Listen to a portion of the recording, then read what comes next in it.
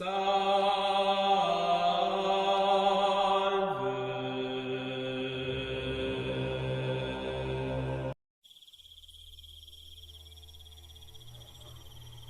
naglalakad siya papunta sa kinaroroonan nila Manong Duming, ay ang pagbalik niya sa tunay niyang kaanyuan. Habang siya ay naglalakad, biglang nagwika ang diwatang si Barangaw nang, "Labis kong naramdaman ang iyong kalungkutan. Huwag mo itong masyadong isipin dahil alam ko na tama ang iyong ginagawa. Labis akong humahanga sa iyo, tao, dahil kahit anong maramdaman ng iyong puso, hindi mo pa rin iwinaglit sa iyong isipan ang iyong paninindigan. Ipagpatuloy mo lang ang maganda mong gawain dahil sigurado akong pagdating ng panahon, purong kabutihan ang iyong aanihin." Nang marinig ito ni Nuli, pinilit niyang inikot ang kanyang paningin sa paligid. Nang siyang ipinagtataka na nakasunod sa kanya si Danilo. "Ano, Nuli? Nagbabago na ba ang desisyon mo? Parang balak mo pang bumalik dun ah. Huwag kang magalala, tinapos ko na yon. Iniwan mo eh." Wika ni Danilo. Pero para sa kanya, hindi niya yun naririnig. Hinahanap kasi niya ang nagsasalita sa kanyang isipan. Pero kahit anong gawin niya, hindi niya makita ang diwata ng tubig na nagsasalita. Nang marating nila ang kinaroroonan ng ermitanyo, agad naman siyang tumabi dito. "Iho, dito na tayo magpalipas ng gabi. Nang sa gayon magkaroon tayo ng maayos na pahinga para sa ating paglalakbay kinabukasan." Wika ng ermitanyong si Duming. "Oo nga, Noli. Niluto na namin yung bihag mo. Kaya handa na ang pagkain habang kayo ay nakipaglaban." Nang marinig ito ni Noli, napangiti lang naman ito habang tumabi sa kanilang kinakainan. Masarap ang ulam nila ng gabing yon dahil sa 2 bihag ang kanilang ginawang pulutan at ulam. Matapos nilang kumain, agaran din namang pumesto ang kanilang pangkat sa ilalim ng puno kung saan sila mag-iinuman. Habang sila ay nag-iinuman, panay naman ang pagtitig nila Nuli sa kalangitan na tila may mga binabasa ito sa mga bituin. Nang mapansin ni Manong Duming na malalim ang iniisip nito, pinili nitong kausapin ang kanyang disipulo. "Iho, may bumabagabag ba sa inyong isipan?" Tanong nito. "Wala naman, Manong Duming. Sadyang nalulungkot lang ako para sa mga batang aswang na naiwan doon. Alam kong mga aswang pa din ang mga batang aswang na yun, pero parang mali atang binuhay ko pa sila." Sagot niya. Dahil sa naging sagot ni Nuli, piniling magbigay ng payo ni Manong Duming kay Nuli. Ayaw niya kasing malungkot ang paglalakbay nito patungong Tarusan dahil sa pangyayaring kanyang kinasangkutan. "Alam mo, iho, maraming bisis na akong nalagay sa ganyang sitwasyon. Sa tinagal-tagal ko dito sa mundo, maraming bisis ko nang naranasan ang mga naranasan mo at hindi ka maniniwala. Mas higit pa dyan ang tripling ulit. Pagkatatandaan mo, iho, na hindi mo ginawa ang bagay na yun para lamang sa iyong pansariling kapakanan." Wika nito sa kanya. Dahil sa kabayanihan ninyong dalawa, maraming tao na iyong natutulungan ngayong pangkasalukuyang hinaharap. Sabat naman ni Mang Carpio. Kaya nga ako na ang tumuloy sa pagpatay sa mga yun Mano. Dahil tingin ko kay Noli, di na niya makakaya ang kanyang nakikita. Wika din naman ni Danilo. Dahil sa inyong ginawa, pasasalamatan kayo ng mga tao dahil napahinto nyo ang mga masasamang gawain dito sa mundo. Mas mababa ang parusa sa kanila sa impyerno kung kaya't sapat na ang bagay na yon upang ipagpapasalamat nila ito sa inyo. Muling wika ng ermitanyo. Matapos itong marinig nila Noli, tila ba nakaramdam sila ng kapanatagan sa kanilang mga sarili. Kahit kasi papano, naisip niyang may punto din ang sinabi ng mga kasama niya sa kanila. Dahil sa wala na silang gagawin ng gabing yon, mas lalong napasarap ang kanilang inuman. Habang sila ay nag-iinuman, hindi maiwasang maisali ni Noli sa kanilang paksa ang pinuno ng kanilang samahan. Nais din niya kasing magkaroon ng dagdag kaalaman tungkol sa pinunong si Castancio. Nang malaman ni Manong Duming ang kwentong gustong malaman nila Noli, agad din naman itong nagbahagi ng kwentong kanyang nalalaman tungkol sa pagkatao ni Gurong Castancio. Alam mo Iho, ang labis kong hinahangaan kay Pinunong Castancio ay hindi ang nag-umapaw niyang kapangyarihan. Ang labis kong hinahangaan sa kanya ay ang labis nitong paghubog sa kanyang mga mag-aaral at ang mga taong nakapalibot sa kanya.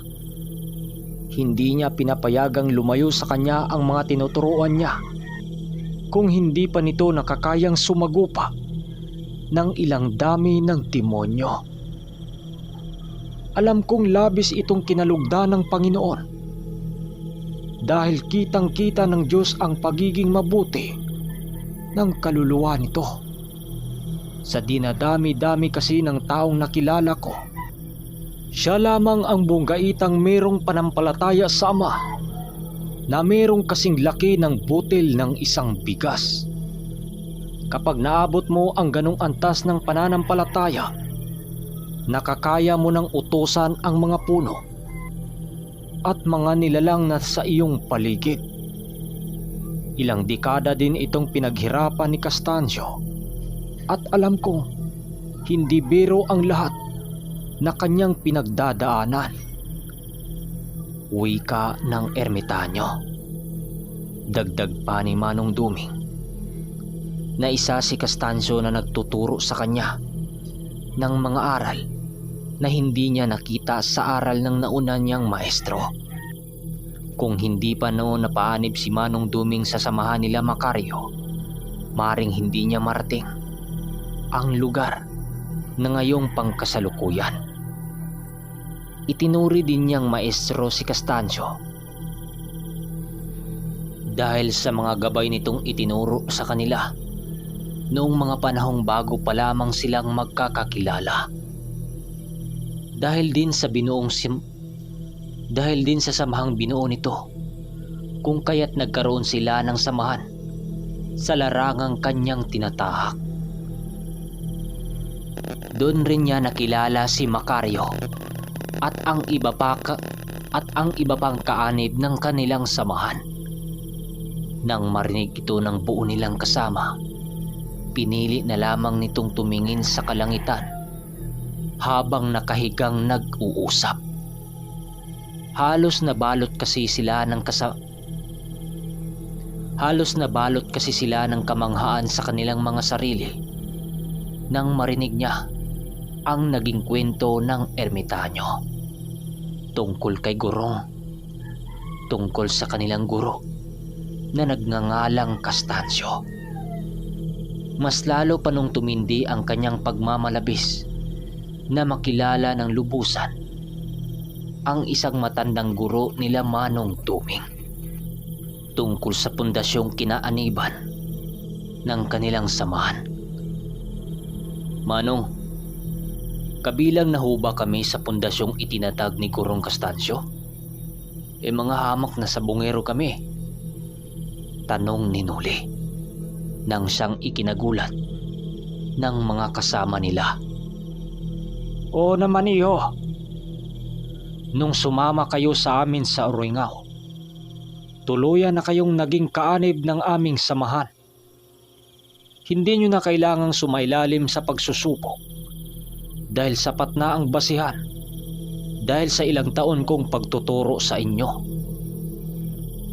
Ipagpatuloy nyo lang ang inyong ginagawa iho dahil alam ko na magiging kwento na lang tayong lahat sa ngayon sa paglipas ng panahon. Na sana'y hindi mawala ang mga kagaya natin sa paglipas ng panahon. Ilang oras pa ng kanilang pagkukwentuhan, tuluyan na ngang nakaramdam ng pagkalasing sila Danilo at Noli. Hindi na nila namalaya noon na nakatulog na pala siya sa kanyang kinaroroonan. Kinabukasan, maaga pa silang ginising nila Manong Duming at Mang Carpio. Doon na rin sila nag-almusal upang masimula na nila ng masigla ang araw na yon. Sa paglipas ng ilang mga minuto, pinili na nila Nuling umalis sa lugar na kanilang pinagkakainan. Si Nuli noon ang nauna sa kanilang hanay dahil ang nakakatandang kabayo ang dala-dala niya kung saan susunod dito ang mga alagad nila.